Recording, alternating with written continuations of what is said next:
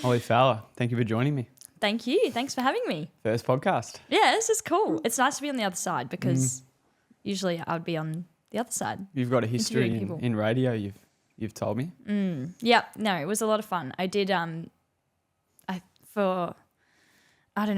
few years started in music radio, which was interesting, like the graveyard shifts no one wanted to do just to get on air, like from 7 p.m. to 1 a.m. And it was a music shift and it was like a national show. So for here in Melbourne, it would have been like heard on Fox, but it was just playing Justin Bieber and Ed Sheeran and chatting in between. Is that the type of thing you do to sort of establish yourself or just get into this? You kind of just have to take what's out there. But then I would record like mock shifts and send them to the producer at our office. And like sometimes I would literally take it in on a USB, which is so retro, and be like, listen to it because let me have a breakfast spot. And then eventually I got onto breakfast, which is the spot you sort of want to be in radio. But I always wanted to do radio within sport, but sort of music was an easy entry point, and then which took me into sports radio, which was really fun. Yeah. Well, May the 27th in 2017, you wrote on Instagram, Okay. the only way to find happiness is to risk being completely open. Do you remember writing that? Yeah, I do actually remember writing that. I don't know what was happening around that time, but I definitely still believe that. I think the best things or the most important things that have brought me joy in life have come from... Are you allowed to swear on this podcast? Absolutely. just being open to whatever comes, and even if it doesn't exactly go to plan, but yeah, just having a crack and being like, okay, well, if it works out, it works out. If it doesn't, I'll learn something from it. And I think that's probably what I was maybe writing about. I wonder what 2017 Holly was focused on. I can't remember. What are some of those things you've learnt, do you think? And we'll touch on what you've been through as well, obviously. Learnt from that age or now? No, just anything.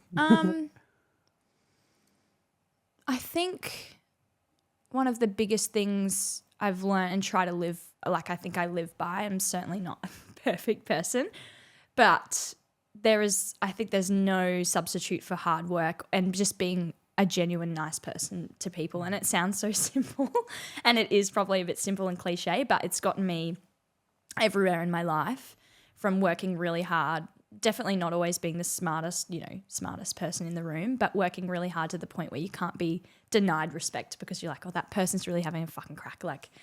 And so I think probably that, and just being good to people. Yeah. It's gotten me as far as I've gotten, hopefully. Yeah. You also wrote, what lies behind us and what lies before us are tiny matters compared to what lies within us. Yeah. Yeah. Definitely. And you've done some research, so I've had a very colourful life. That was a leeway into that. Yeah.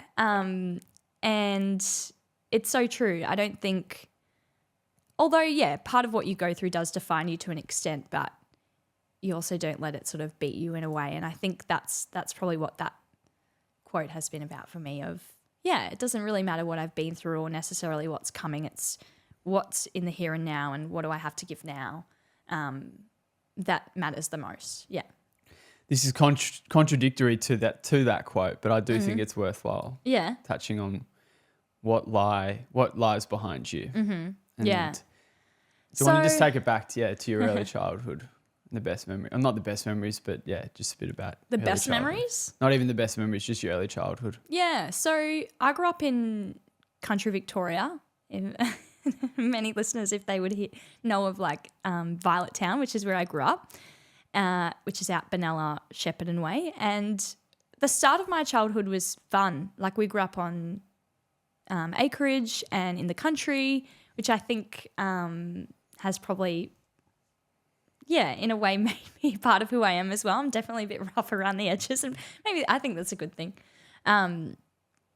But yeah, my dad owned the local pub in this small town, and it definitely the best thing that taught me is there were some characters coming in and out of the pub, but it taught me to have a conversation with anyone, to not judge someone based on your first interaction with them or judge a book by its cover. And I think that made me a really resilient and open kind of person to other people and gave me really good people skills that I took in later in life. But yeah, it's certainly my childhood was really fun in the beginning point, and then towards the end of primary school it did take a bit of a turn. What happened there?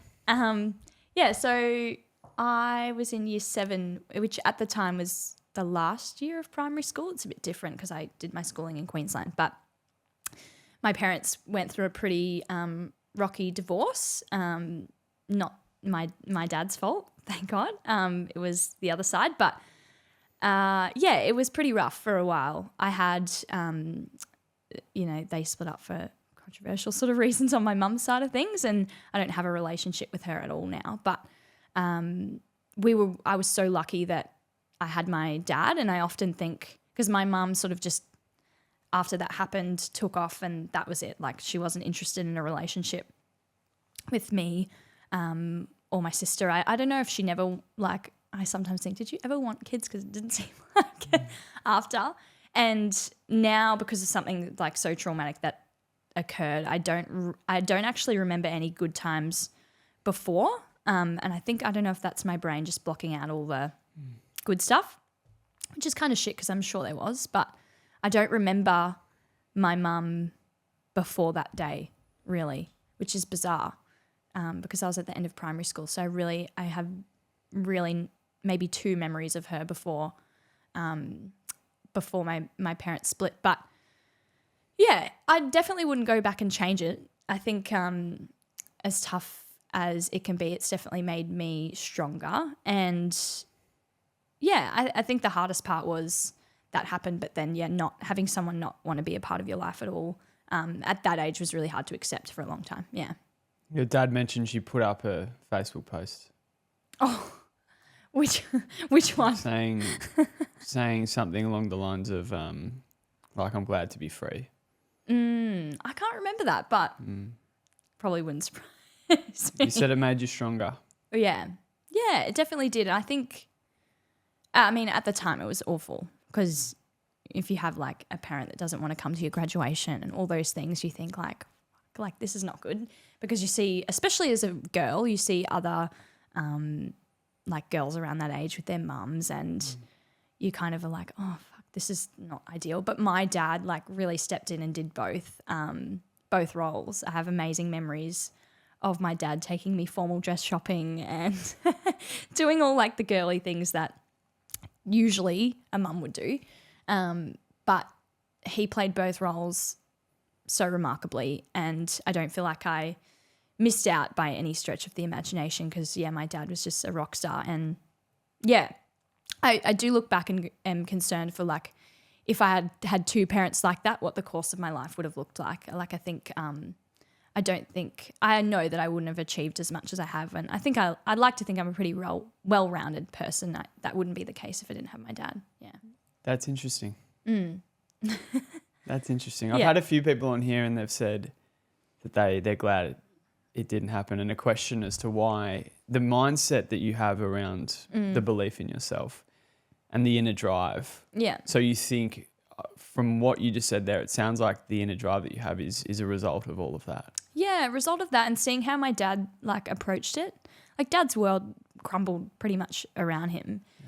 And he got up every morning and made my sister and I lunch for school and just sort of got on with it. And I'm not saying you have to get on with it all the time. That's not, it's all right, to be down, especially in times like that. But he was just so committed to being the best dad he possibly could be, which even though I didn't have an amazing role model as far as my mum, although my stepmom came into my life later and she's wonderful. But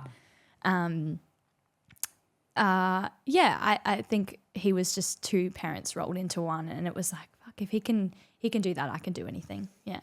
How do you think it impacted you most at that age? You said it, and he said it was early secondary school. Yeah, starting high school with all of that going on. It's an interesting time in itself. Yeah. Oh yeah, definitely. And I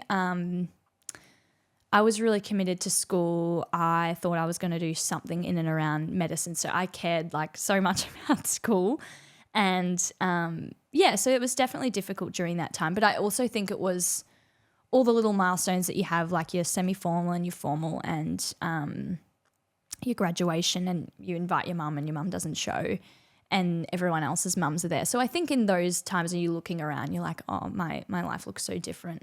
But yeah, I still think like if I could go back and choose it, I wouldn't have chosen anything different per se. But yeah, it definitely was tough. I feel it less now, thank God. Despite that, are there situations or people or environments that sort of trigger emotions about your early childhood? That's a really interesting question. I mean, not so much in a bad way. I think now that I'm 26, so I start thinking more of future and marriage and kids and all those sorts of things. And I think I look at it that way. I don't know if it feels like it's extra pressure, but I think because like that relationship was so bad that I'm extra determined to be like an amazing mum one day, but also petrified that I'm going to get it wrong because I know the like impacts that can have on someone long term, that it's almost like, oh shit, like you really have to get this right because I don't want, my children one day to ever feel the way like my mum's made me feel. Yeah. Petrified. That's a pretty extensive one. Talk to me about that. Yeah, like it's so exciting that thinking about that is so exciting, but just I suppose the responsibility of that, I certainly don't take lightly, but I'm also just so motivated to be an amazing mum one day and turn it around and kind of draw the line there. Yeah. Your dad described you as a tight-knit team. Yeah, definitely a tight-knit team. I mean, Dad, like, he puts so much effort into my sister and I, like camping trips and whatever we wanted to do. And when our parents, when they first got divorced, like our house became like the party house and all my friends would come around and it was just, he tried to put as much joy as possible into our lives despite what was happening to him. And so we became a really tight-knit team and we still are. Like I could ring my old man and tell him anything and he would never judge me or, look down on me or, he's proud of whatever I do. So, and the same with my sister. My sister definitely grew up pretty quickly. I think we both did, but particularly my sister was like, all right, well, mum's gone. I've got to like step up. And mind you, she was only a couple of years older than me at the time as well. So, and midway through high school. So yeah, it definitely brought us close together, which is really special, particularly now as adults, like we can talk about more things and we're super close. Have you talked about what it was like back then often? Yeah, I think, sometimes we do. Sometimes like making jokes of it. That's very much our family is like making jokes about probably the darkest like things or making light of shitty situations is definitely my family and probably how we deal with it. But yeah, sometimes we do, but probably more on a positive note now. Like it's not sort of a bad thing. We're all like, it's all sort of worked out in the end, particularly now that my dad's remarried and, we get to now witness him have this like beautiful relationship, which is so special. So special for us because he swore black and blue like he wasn't getting married again. And we're all right, okay, we'll see. So it's really special now, like looking back. And when we talk about it, it's more like, oh, we're so glad this brought us all here and now. So yeah, it's more on a positive spin. Interesting. How would you describe yourself in secondary school? I would describe myself in secondary school as probably a bit lost. Yeah, probably a bit lost. I put a lot of pressure on myself to succeed in school and I knew that it was just my dad paying school fees and I knew he was working his ass off basically to send my sister and I to this amazing school. Mum was not contributing, not paying child support, just basically doing absolute fuck all. And you said I could swear on the podcast. So it made me really angry, but it put a lot of fire in my belly. I remember there was this like scholarship that was up for grabs for year 11 and 12 that like sliced money off school fees, and I was like, I'm going to get that scholarship. Like I have to get it.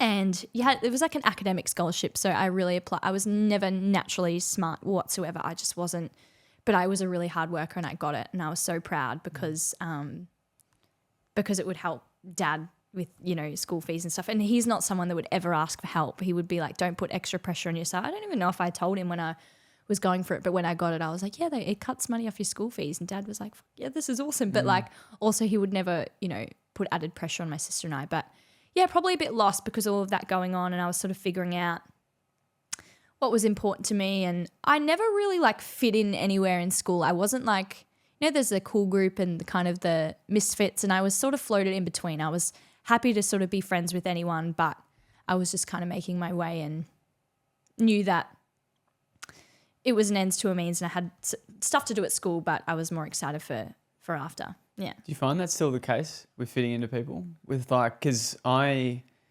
heard this analogy about like the lonely chapter, which is when you're building something, and you've sort of moved on from your set of friends, but you're not yet developed enough that you've established a new set of friends. Yeah. So it's like the thing in between, and I sort of resonate with that a lot because I go to some places now and I'm like, I used to fit in here, but I don't feel like I fit in here anymore. Yeah. Yeah, definitely. And I think now that my life looks so different, that I like have my own business, and that's also very isolating and hard to be relatable to. Not to sound like a wanker, but I just mean like there is so much added pressure on my life now, given I'm running a startup, that you lose a lot of time for, you know, socializing and stuff. That my friends are really people that understand if I'm like, oh, sorry, I haven't gotten back to you in 2 weeks. I literally have just been so like honed in and focused on what I'm doing. And the people around me now are just the easiest, beautiful friendships that, you know, understand that life gets busy and things like that. But yeah, certainly I think doing what I'm doing now with Wable has been certainly isolating for years, just getting it off the ground. That you kind of have to do that though. Like you kind of have to be a bit isolated from everything else, I think, to get through and to get it done. So yeah, definitely. I think it makes the social aspect of your life kind of on the back burner for a while. Yeah. The early parts of secondary school, do you remember a turning point to when you perhaps started feeling differently about what it is you went through? Yeah, I think around like year 10, I sort of started hitting my strides, and I got some confidence back, and I wasn't as upset about it as I was previously, and I was doing really well in school, and I felt like I had, it was sort of all coming together. But then I left school and I jumped into a terrible relationship that ended up like being abusive and sort of took me way back 100, steps that what I had kind of achieved at school. So and I had to kind of start all over again, which is a whole other story. But I saw that. Year 10, I kind of found my groove. Year 11 and 12 is like hectic. Worked my ass off, got into the uni I wanted to get to, left school, life imploded up. So, yeah, kind of took me back again, which was unfortunate at that time. I was very young. I was 17, so, yeah. Talk to me about Graham. Graham? Graham Jewell. Oh, my God. I love Graham Jewell. How'd you find out about him? How do you think? Yeah. So I had a amazing teacher in school, Graham, and it's so weird calling him Graham because even as an adult, I'm like, Mr. Jewell. Yeah.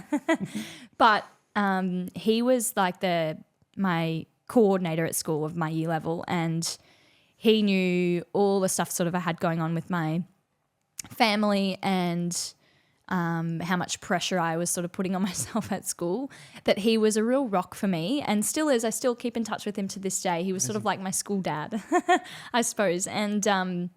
And now it's amazing because my dad and him have become mates, and it was really special. But I think, I look back on people that have really shaped my life and really helped me when I needed it but couldn't ask for it.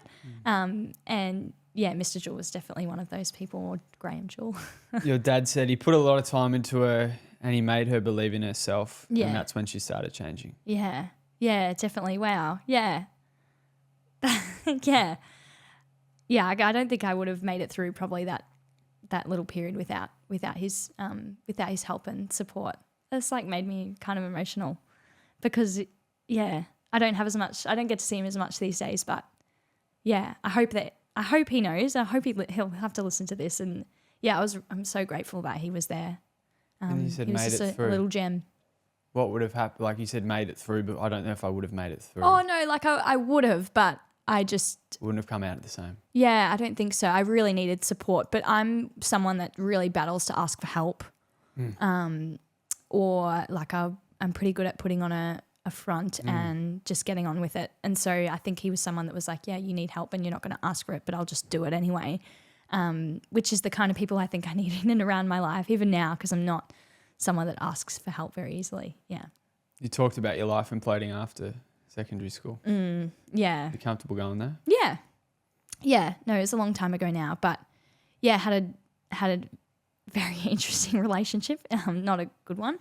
And yeah, it was not good. It was really bad. Like I'd just started uni. And yeah, it ended up being physically abusive and it took me, I think it impacted my life for a few years after that point because I was just angry. Like I was such an angry little troll and individual for years after that. Like I wasn't going to date. I wasn't going to. And there was just, an anger inside me, that like I allowed myself to be in that situation, even though it's much more complex than that. But B, how I let it affect my relationships at that time.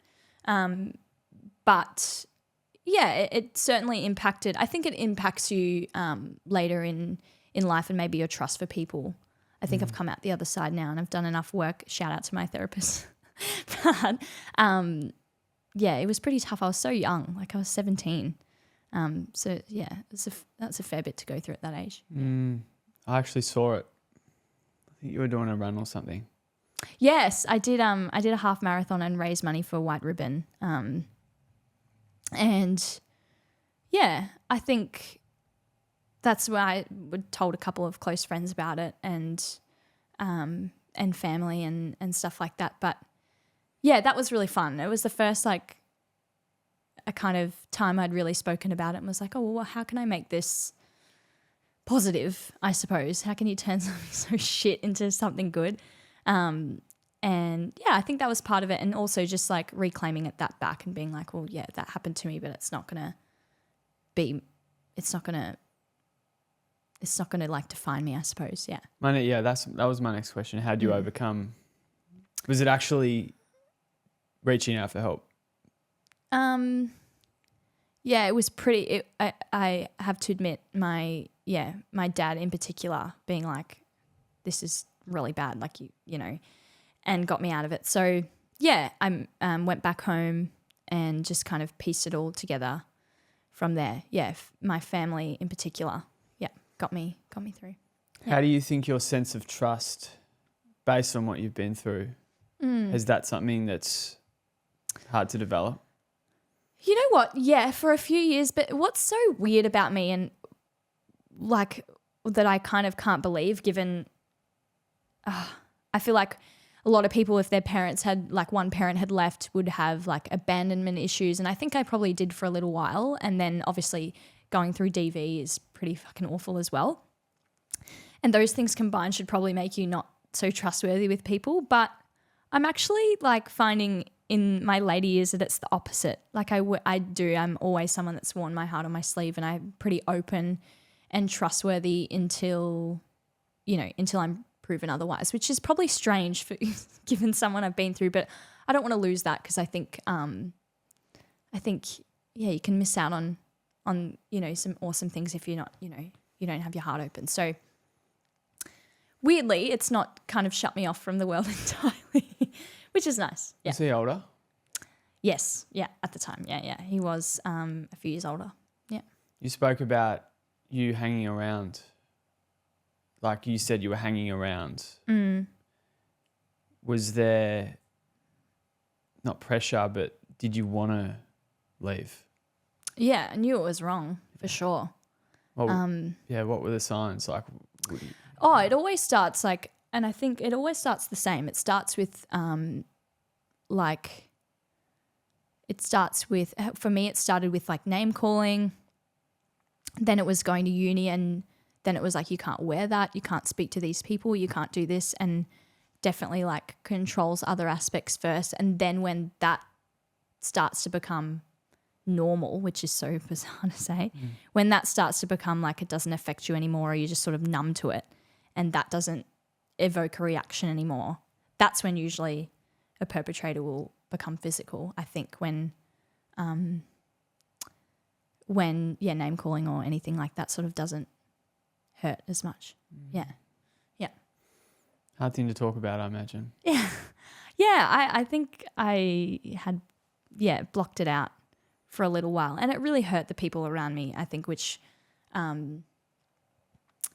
was the worst part of all of that entire situation. But I think, I like to think I've managed to turn it around. But it took me a long time. Like I don't know if Dad mentioned, but I had just like an anger about me for years, like terrible, to a point where I was like, I can't drink. It makes me like angry, which is so not the case now. I'm happy drunk. I'm always happy most of the time. But yeah, there's a real period there where I don't know what I was looking for or what was going on, but just angry. Like I would wake up angry, which is, if you meet me now, just so far from what I am. But it took a while. You described yourself as lost in secondary school. What would be the emotion, or not emotion, but how were you feeling? Was it lost there as well? Yeah, it was up and down. I think like I had some really big like achievements in school, and then like, down sort of parts because of my parents split. But it was sort of up and down, and I've always put so much pressure on myself as well, like still do. So some of it's self-inflicted, and if I look back now, I'm like, God, just have fun. Like it was, you didn't need to put so much pressure on yourself. But yeah, I had a few comebacks. I got suspended and then got school captain. So I've recently went back and spoke at school, which was so fun. And I was like, nice to see you invited me back after I got suspended in year 10. So I think the message there is like, you can always turn it around. And yeah, speaking to like year 9 kids was just crazy, because when I was there at school, I was looking around, I was like, God, it doesn't actually feel like all that long ago I was here. Even though it is. It's crazy seeing them, isn't it? Yeah. Like the little ones. Yeah. Oh my God. You're like, oh my God. That was me one day. Yeah. And I'm like, there's no way we look like that. But then you see photos and it's Yeah, like, you're like, yes, oh that was God. us. A few interesting haircuts. The only difference between, I went on a train the other day. Yeah. All on their phones. Yeah. Like we would fight on the trains. Start biffing on the social train. media, literally. I remember one time we got all Fridays because we were like aggressively fighting, but it wasn't like more like tackling, tackling. Yeah. We had some good times on those trains. Well, you got the bus to school, so really, yeah. Well, my school had its own train station. Oh wow, Hangton, St Kevin's. Super fancy, super school. fancy. Yeah. You spoke about how it impacted those around you. What did that look like? Just like being isolated from, like I cut off my family and anyone around me, which is something I deeply regret. Oh, it's definitely the biggest mistake probably I've made in my life, definitely. I don't know. I was just pretty fucked up at the time, to be honest with you.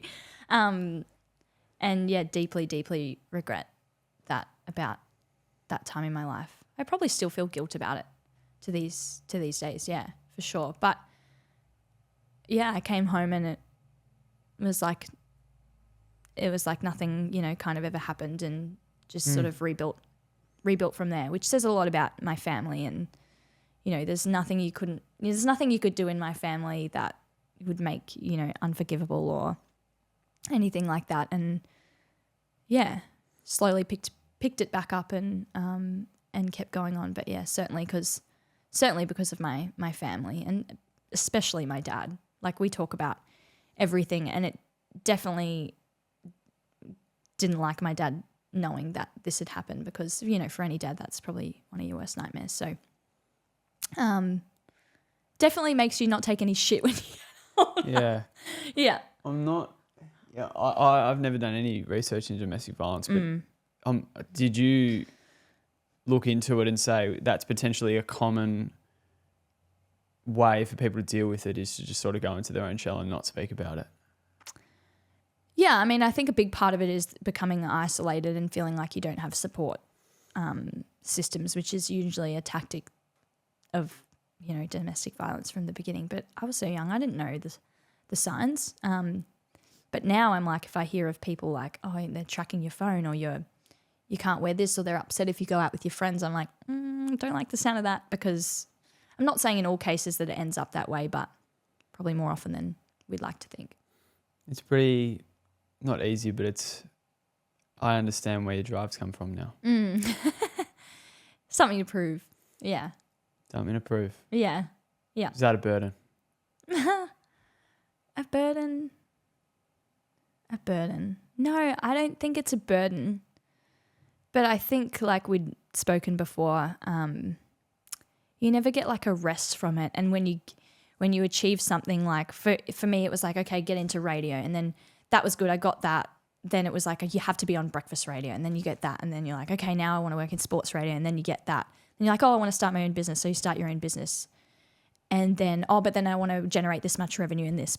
So it's amazing because it keeps you going, but it's also like, and my dad and I were speaking about this before. Dad's like, you need to learn to stop and smell the roses because you're going to miss out on like what you've actually achieved. Like look back and experience it. And so I'm trying to get better at that now, which is an amazing way to be because it pushes you to places you don't think you can go, but it's also a blessing and a curse because you keep going and then you look back and you're like, fuck, I didn't even pause to enjoy that and the hard work, you know, that it took to get there and sacrifice. So I'm really trying to be more mindful and get better at that as I get older and as work progresses. Yeah.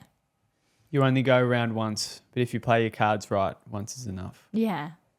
Not a dress rehearsal. You got to just fucking enjoy your life.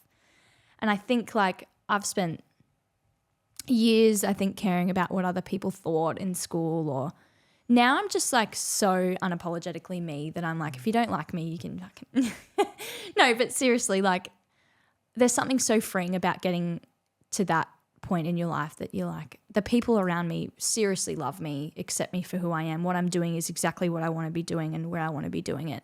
And I'm spending my time on all the things that I don't want to do. And if I don't want to spend time on something, I'm like, I'm not doing it to appease anyone anymore. It's just about me and what makes me happy. And I'm not, if I don't want to do something, I'm saying no to it. Like I'm not, you know, and just getting to that point in your life, I think is so freeing and a nice place to be. So yeah, if you play your cards right and you go around the world once, that's probably enough. And then hopefully you leave something good behind if you can. What's an example of you you should smell the roses, but you haven't? Yeah, it took a really long time to get like Wable off the ground. So I was working full time and then. You should probably tell people what that is. Yeah, well, yeah. So Wable's a social networking app for neurodivergent people, which I started or conceptualized in lockdown watching Love on the Spectrum. And I think I'm a real lover. I think everyone deserves to find love and it was, you know, my way of doing something good and meaningful and that I think a lot of people really need and can benefit from. And so, and once I have an idea, I'm in my head, I'm going to see it through. And so, yeah, I worked on Wable in the middle of the night for years before anyone knew about it. And I think I'd like told a couple of people, because if I say I'm going to do something out loud to someone, then I will do it. There's no, like if I say something to someone, you might not hear about it for a while, but then it will happen. So it was so weird because when I launched Wable, everyone's like, where did this come from? And I'm like, it's because you just work hard in silence and then you just see what happens. But yeah, my days with like working a 9 to 5 job and then coming home and starting again at 6 or 7 and going through to 1 or 2 a.m. on Indian and American hours, getting the first version of the app done. So it was really fucking hard, and I many times didn't think I would get there. But when I did, the week of launch for Wable, I remember I ended up in hospital, ended up in the emergency room like 3 days before, unwell. And I remember speaking to our PR agency on the phone in the hospital bed, being like, yeah, so is everything ready for the day? And they're like, where are you? What are you up to? Are you in Sydney yet? Because our launch was in Sydney. I was like, actually, no, I'm in the emergency room in Melbourne. They're like, what the fuck? Are you going to make it here? Yeah, and then launch happened, and that was just, I think I needed to get there and speak to everyone in the room and just get that done as well, which like was a celebration for me for sure, but it still felt like work. But I remember I got home and my dad called me the next day, and he was just like, God, I'm so proud of you. Like, I just can't believe what you've done. Like, I'm in disbelief. And Dad is my biggest cheerleader. Like, he posts everything on Facebook, everything I'm doing, and all his friends will comment and be like, this is amazing. So like, sometimes stopping and smelling the roses, as simple as that, is just receiving it and receiving the support. But yeah, maybe after I get overseas launch done, I might treat myself to a little trip somewhere and just zone out for a few days. What did it look like building it? So I know you touched on it before, but like, was it hard balancing living your 9-to-5 job and that at the same time? Yeah. I'm assuming it would have been. Yeah, it was really hard. There was no, it was really hard. Like, and it nearly killed, like it nearly killed me. I was like minimal sleep, really anxious, like stressed out of my brain just to get this thing going. And then, of course, people notice that in you? Sorry to cut you off, but did people notice that? No, I'm pretty good at. Really? Yeah, no, at work, like even at my like corporate job, which by the way was hard as well. Like, I was still smashing it there. Yeah. I didn't actually really want anyone to know that I was working on it.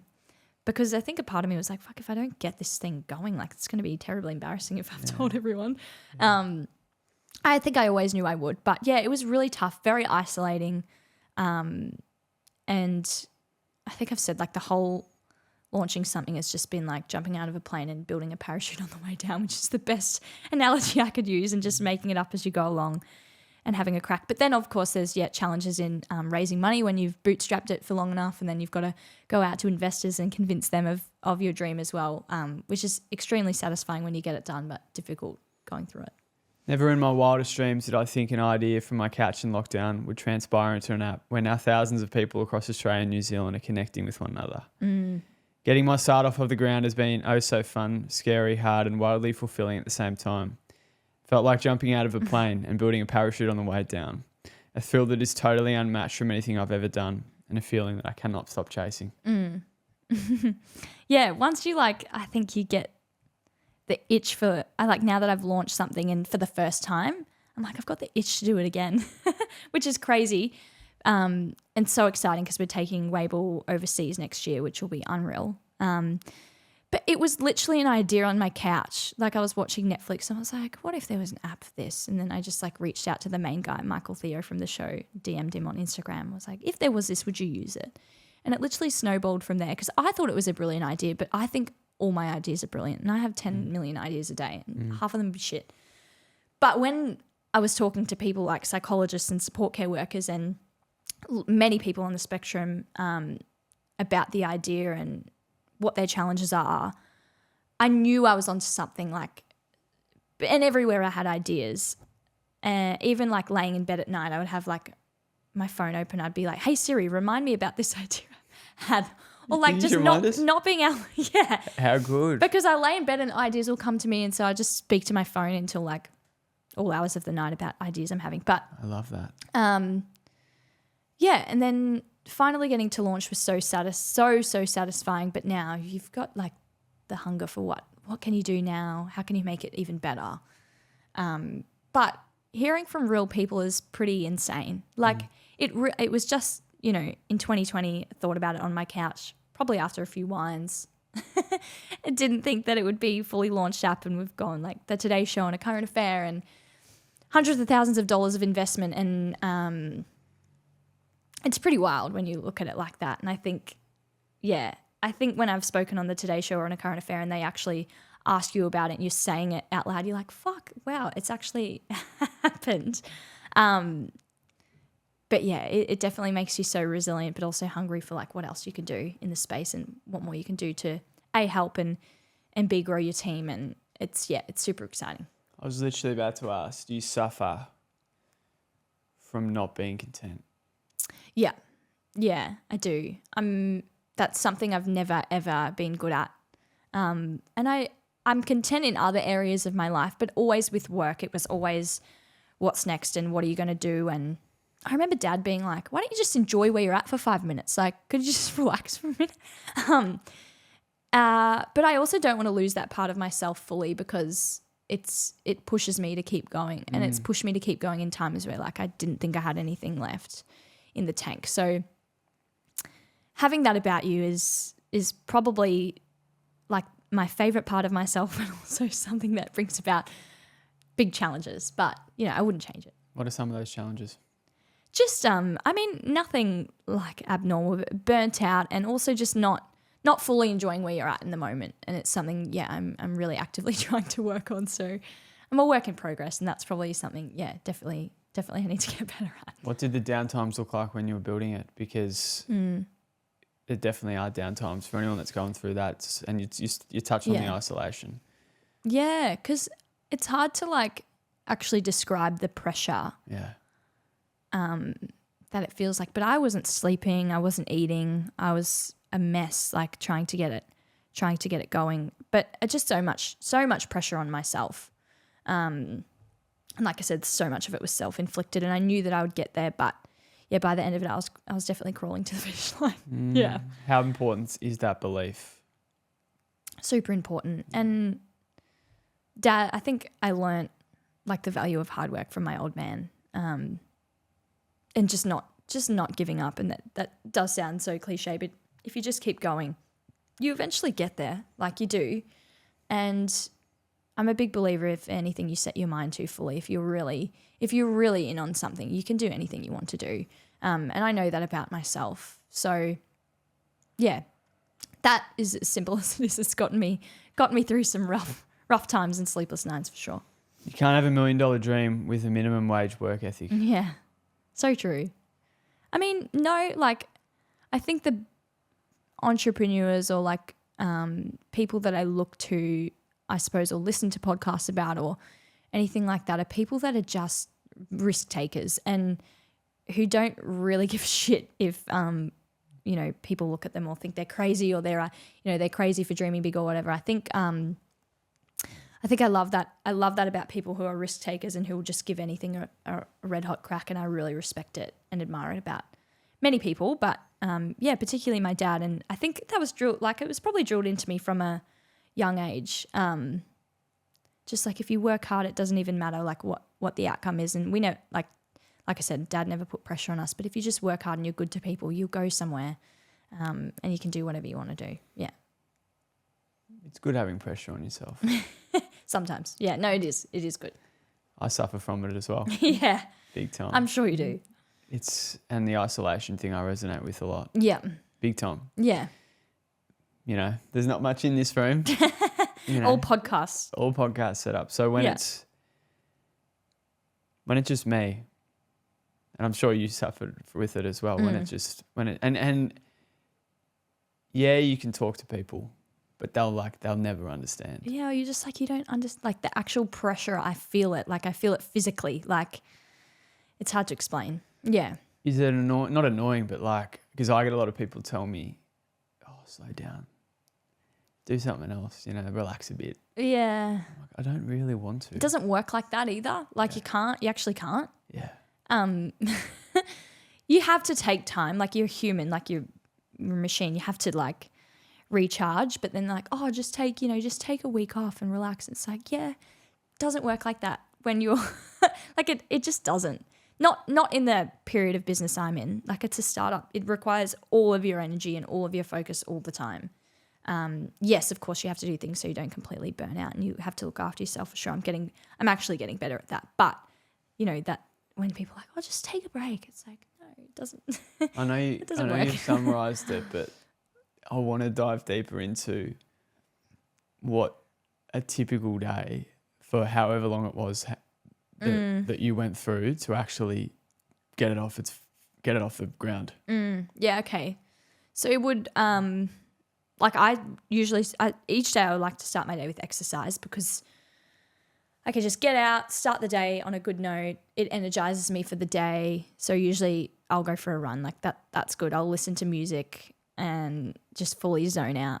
I've been known to cry run, like listen to music really loud and just let everything out. Which is so anyone sees me running around the tent crying, don't worry about it. No, but just a real release, sets me up for the day. But yeah, an average day at work, like I think I'd start. Well, my most previous job before I went full time onto Wable was I worked at Flemington. And so it was a great job. I worked from like 8:30 in the morning, and I'd finish around 5:36, except if it was like cup week, which obviously just passed us, which was another level of crazy. And then I would come home, literally eat, shower, and then start again. So you would usually start work again about 8 o'clock, and then that's when our developers overseas would pretty much start their day, and I'd work with them till about 1 or 2 a.m., go to sleep and repeat for 2.5 years. You said it nearly killed you. Not really killed me, it's probably dramatic. But by the end of it I was really burnt out. Like I didn't have too much left in the tank. But then when we got to launch, it just re-energized me all over again. Like that was the best thing. I was like, oh my God, it's happening. And then when it's happening around you, you're like, oh, now it's a new challenge. And you think, oh, when you get to launch, it's going to be so much easier. And then it's like, no, it's just another set of challenges that look different than the ones before. But I'm getting more sleep these days. Sometimes. If you took me back to 2 years in to you building it and you're in your room at 1 a.m., how would you describe yourself at that time? Oh, at the start, it's super exciting. Like actually building it out and seeing it come to life is so cool. And I remember I'd be sending like the prototype to my dad and I'm like, look through this. He's like, oh my God, it looks amazing. Like it's a real thing. It's like a real moving app. Like I had it on my phone. I was like, oh my God, this is insane. So that part was really exciting. But then getting approvals at the end with app stores, and then you have to do all the legalities of it and trademarking and all these, a million things that, when you're learning something like, I've never done this before, so I'm learning as I go, and then finding investors and all of that kind of stuff, which also I'd never done before. So couple all that together with like minimal sleep, you're like so close yet so far from launch because there's so many things to do. Really tired at the end, and just like, oh my God, I just need to get there and then just get to launch like that. Just is the biggest thing that you're focused on. And then you think you have a launch date and you're like, oh my God, it has to get pushed out because the Apple App Store, Google Play accepted our app within a day. So if you ever build an app, it actually has to get approved by the app stores before anyone can download it, which is, anyway, I didn't realize that more often than not you get knocked back from the app stores. So I had a launch date. We'd paid a significant amount for a launch campaign and all of these things that were coming up. And I was like, well, this is the day. I mean, I'm going live on a current affair saying this is like, it's downloadable today. Like, and we were 3 days out from launch and Apple still hadn't accepted the app. And I'm like, what are we going to do? Like, I can't just say it's available on Google. So thankfully, literally like 48 hours before launch, Apple accepted us, but they knocked us back twice. And I had to lodge an appeal and all of this, which happens to most people. Like it's not an isolated incident. Google Play is happy days, but Apple are hard to, it's not actually that easy. You can't just build an app and they load it on the App Store. Apparently you have to put a bit more work in than that. So skated on thin ice to launch, but thank God it all came together. How would you describe it when it was released? Just a relief, like firstly, but then exciting because I remember like when A Current Affair went to air, you have like an admin panel where you see people coming through and signing up and your downloads. And I think within like when A Current Affair went to air, it was like a 3-minute segment and we got like 800 downloads in like 6 minutes. And I was like, holy shit, this is happening. I remember I was at the London Tavern actually having a Palmer and watching the footy. And I was watching A Current Affair on my phone because the footy was on. And yeah, I was just in disbelief like that it was actually happening. I was like, oh my God, relieved. But then so excited and re-energized again. It was like I hadn't worked in the middle of the night for 2 years. I was like, oh my God, yep, okay, it's done. Like I've gotten there. What's next? What is next? Overseas launch next year, which will be unreal. We've had, thankfully, because we worked with Michael from Love on the Spectrum, I didn't actually realize the breadth of how big and far his fan base goes, but as well as the show in general. So we've had so many people try and sign up to the app overseas, which is amazing, but also you don't want to turn them away for too long. And we're so close. Like, again, you know, you say you have a launch and then you push it out again because you've got so many things come up. But yeah, next year, that'll be unreal. And after that, like I'll be growing out a team. So part of our raise that we're doing now, I'll finally get to add more people to the team. And then it's a new challenge because I've never like been someone's boss before, or I don't know how good at that I'm going to be.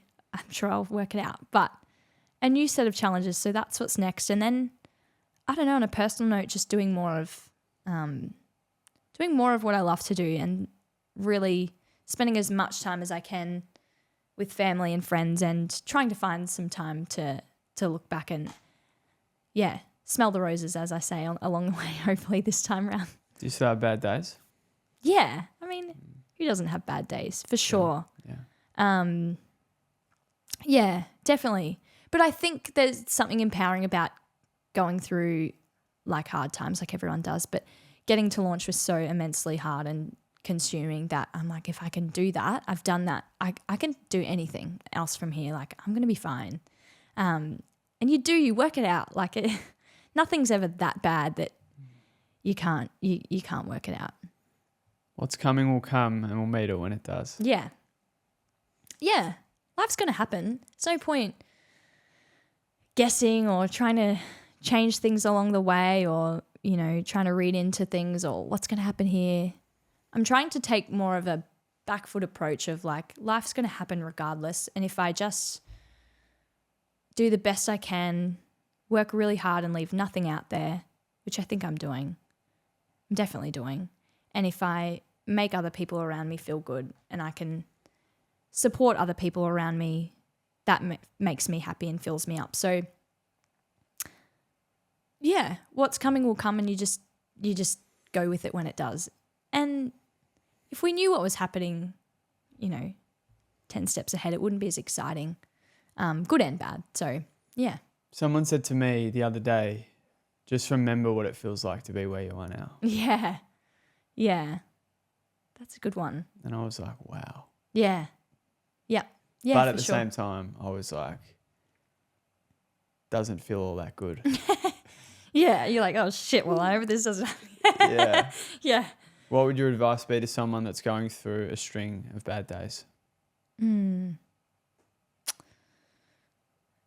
Oh, it's, you know, sometimes it's as simple, like I'm a pretty simple creature. If I'm like having a really bad time is going back to basics, like going back to things that you know, the things you Google and you go, how do I feel better? And they're like, go outside, go for a walk, talk to a friend. And I know it sounds like so simple, but yeah, something is, I've had times where I'm like, oh my God, I don't even have it in me to go for a walk. Like I'm not even going outside. So I've got so much to do and it makes you feel so shit. Like, being outside and really surrounding yourself with your people. Like I've got, you know, a handful of people in my life, literally that I can count on one hand that I really depend on and rely on, that I can ring and I can say anything to and get support from. So yeah, I think, and I'm lucky that my friends and family know that I don't ask for help, but they very easily pick up on when I need it, and trying to get better at accepting that and, you know, not seeing it as like, no, Holly, you just have to get on with it. Sometimes you just need a bit of help. And that's all right. So I'm getting better at that. But yeah, if you're having a string of bad days, I suppose just surrounding yourself with people that really back you and look after you and know that everything's temporary, like the good stuff and the bad stuff. So you may as well enjoy as much as you can while you're here. Yeah. You're an interesting thinker. Thanks. You've been through a bit. Yeah. Good to see. I was going to say good to see you've come out on top, but I mean, it sounds like it's a continual journey as well. Yeah. Yeah, for sure. No, I feel like I have come out on top. Yeah. I'm sure there'll be other challenges down the road, but I'm better equipped for them now. So I think I'm a pretty strong person. I think I can deal with whatever's coming next. I have an infinite number of reasons to be happy. Yeah. I think you said that as well. I do.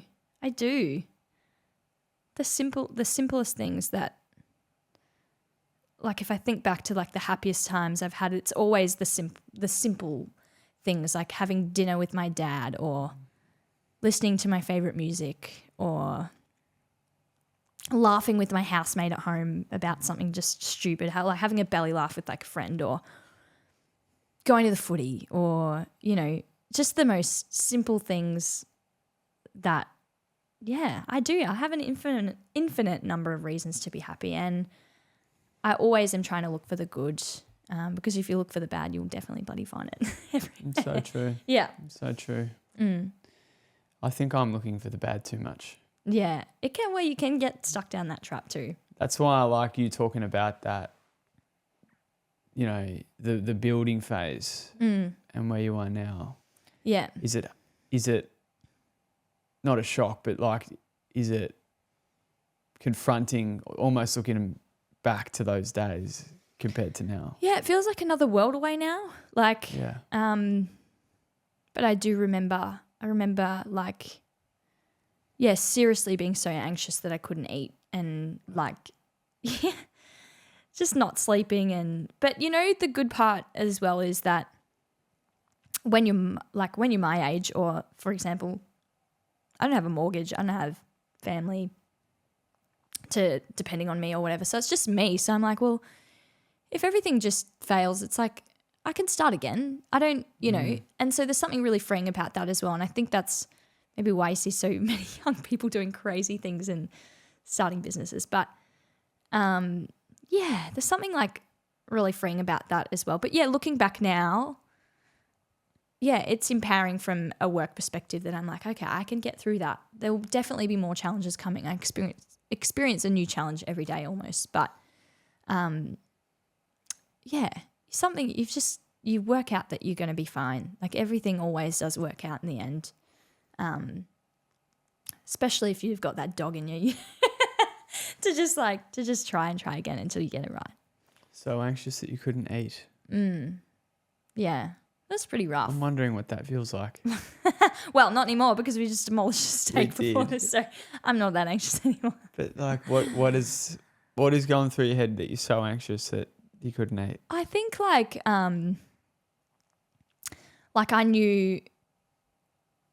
knew the time and the effort that I like put in was going to amount to something. But then I suppose I was still building the app as well as trying to get investors at the same time to believe in the same, crazy goal that I had. But I was so lucky I came across some amazing people that are now on our board that believed in me from the get-go, and I think rely on it. I almost like, obviously it matters what your idea is and that you have a great business that has global potential or is scalable, and all those things matter. But also the people that have backed me know that I'm not going to leave something unfinished or a stone unturned. So I think a lot of the time investors will look for the person. Obviously the business and the idea is important, but it's the person that you rely on that, even when you feel like you don't have much left, that person will keep going. And so I think if I had, other ventures, not that I'm anywhere near that, I've got too much to do with Wable now. But I think we've had investors from our first round reinvest with because they know, yeah, Holly, like she's doing it. Like she's not fucking around here. So that's really empowering. And yeah, it'll be interesting to see what goes from that. You will always be too much of something for someone. Too big, too loud, too soft, too edgy. If you round out your edges, you lose your edge. Yeah. Yeah, I've always loved that saying. Yeah, you don't want to round out your edges. It's good to be different. And like to stand out a bit. And at school probably that was difficult because I didn't fit in anywhere. I wasn't like excluded, but I didn't fit in just in general. Why do you think that is? I don't know. I think like I don't know. I was friends with everyone. Like I was definitely someone that I'm pretty good at getting along with everyone, but I didn't feel like I'd found like my place. Like I wasn't like, oh yeah, this is great. This is my group, or this is my sort of tribe. I never found that until probably now, until like later in life. Like I didn't find it at uni for obvious reasons that we spoke about. And so yeah, I actually found it later in life, and now I found that kind of place where I feel like I really fit in. But yeah, I think I've been told I'm fucking too loud and, you know, chill out a bit, or but I'm just me, and that's and I think like that's all right. You can embrace being a bit different as long as you're good to people. Then who really cares? Like, I don't know. I think I spent a lot of time in school being like, something like, what's going on with me? Like, I'm, you know, am I just like not the easiest person to be around because I'm loud and, you know, sometimes I'm a bit whack, but that, yeah, I'll never round that out. It's what makes Holly. And at the end of the day, I think I've gotten to a place where I'm pretty comfortable with who I am. So if anyone is trying to round out my edges, which has been tried and succeeded before, wouldn't happen again. How do you attract people, or how did you? It's sort of hard because, I mean, it's hard to look back on and think about, but was there a point in your life where you didn't have people around you that saw you for who you were? Maybe people that like didn't appreciate it. Yeah, definitely. I mean, a parent first of all. Yeah. And I think like if someone abandons you like that from a young age, you do sometimes turn in on yourself and you're like, fuck, is it me? Like, what's going on here? And I definitely carried that out into like early relationships, and probably wasn't confident at all. Was always someone that was like, God, is it me? Is something wrong with me? But that I look back and I think I was just young and naive. I thought I definitely knew everything, and every decision I was making was right, and so many of them were wrong. But yeah, now having gotten older and kind of understanding a bit more of who I am and the people I want to be around, you know, things like that just won't happen for me again. I just can't allow it. Yeah. The path's clear. Yeah. Thank you so much for doing this. Thank you. I'm very excited to do another one. You had some great questions. Future. Really? That was great. Yeah. I loved that you knew about Mr. Jewel. That was crazy. Talk to me more about him. Oh, I just love him. He's just such a gem. Yeah. I don't know. You know when you've had people that make a really significant impact on your life, you should just definitely tell them. And I think I have, but I still don't know if he realizes probably. Make him realise. Yeah. He will realise this. Yeah. Yeah. What will you say to him? What would you say to him to make him realise? I would just say like that was a time in my life like I really needed I really needed someone to have my back, and I was never gonna like ask for it. Oh, yeah. Yeah, just tell him thank you. Like, I don't know if that sounds, I don't think there's enough things I could say that really like, that would really show my appreciation enough. But I hope that maybe in some kind of way that I could do that for someone else, and that maybe that's a better way to thank someone. I hope that I could have some sort of impact like that on someone. And I think that would be really cool to be able to go back and say of like, oh, you really inspired me to be able to try and step up for someone else that needed it, rather than just saying thank you. We've had a few beers since I've been of legal age after school, so I've definitely said thank you, but it's hard to, with people like that, you know, thank you doesn't really feel like that enough. You're proud of how far you've come? Yeah, I am, but I've got more to do. But I am proud. I knew you'd say that. And when my time is up, have I done enough? Will they tell my story? Yeah. Yeah, I hope so. I hope like when I have a family that I've done something to show them, like, you can do whatever you want to do, like absolutely anything, and you'll probably fail and you'll hit a bunch of roadblocks, but it's all part of it. And I think, yeah, you don't have to do what's normal. You can do something wild. Like you actually can.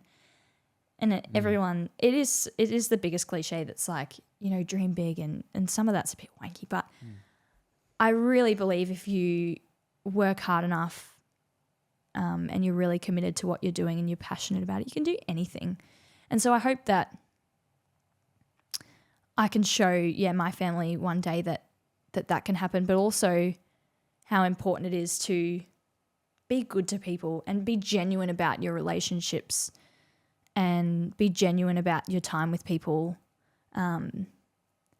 because of the relationships I've put effort into are still so fulfilling in my life now. Like, Julie is one of them. Like, a lot of people probably lose touch with their, you know, teachers after school. And I've got a couple that I still really, Julie, that I keep in touch with. So, yeah, being really genuine about that and reminding people if they've done something great for you, let them know, because, hopefully it makes them feel good too. Yeah. Good way to end it. Yeah. Thanks so much for your time. Thank you. How do people support or the app or? Oh yeah, jump on Wable. Jump on Wable.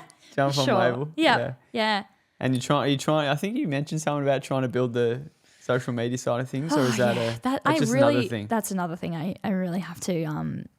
We'll get someone on social media soon, so I'll have some extra hands to help. But yeah, isn't there so many things to think about? I mean, you know, it's like you're running your own business too, so there's 100 things to think of. But it'd be so good to grow out my team, and I can't wait to have like some people around me and new ideas. And if you think you're the only one with good ideas, you're wrong. The best thing you could do in a position like ours is listen to other people and their ideas, because some pretty clever people out there, and I can't wait to have more people to bounce off. I heard someone say that you outsource what you don't like to someone else so you can focus on doing what you want. Yeah. And then when you've outsourced it and you're big enough, you outsource what the person that you've outsourced things to don't like to do. Yeah. So then they can grow in their position.